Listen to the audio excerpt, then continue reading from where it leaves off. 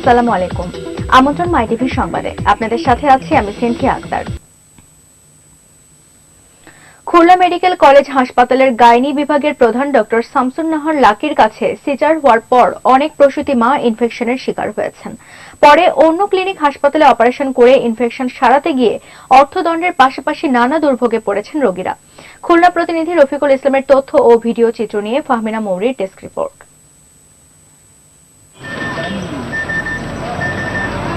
খুলনার আহসান আহমেদ রোডে অবস্থিত ভিক্টোরি ক্লিনিক সরাসরি যাতে ঝামেলায় পড়তে না হয় সেজন্য ভাইয়ের নামে পরিচালিত এই ক্লিনিকে অপারেশন ও রোগীদের পরামর্শ দেন গাইনি বিশেষজ্ঞ ডাক্তার শামসুন নাহার লাকি। তার হাতে সিজার হওয়ার পর সেলাই খুলে যাওয়া এবং সংক্রমণের শিকার হওয়া প্রসূতি মায়েদের জীবন বাঁচাতে 2 থেকে 3 বার অপারেশন করতে হয়েছে। তো সিজার করার পরে ফুস বের হয়ে যাওয়ার পরে ধরা পড়ছে। তারপরে সার্জারি ডাক্তার দেখালাম, উনি বলল যে ইনফেকশন হয়েছে।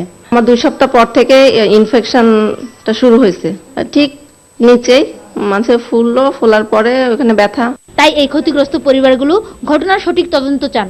আমার অভিযোগ হচ্ছে যে উনি যে অপারেশন করছে এটা ত্রুটিপূর্ণ, তাকে অপারেশন থিয়েটারে নিয়ে ওখানে আবার কাটা লাগছে 2 বার করে। এই বিষয়ে ডাক্তার শামসুন নাহার লাকির কাছে জানতে চাইলে সাংবাদিকদের উপর চড়াও হন তিনি।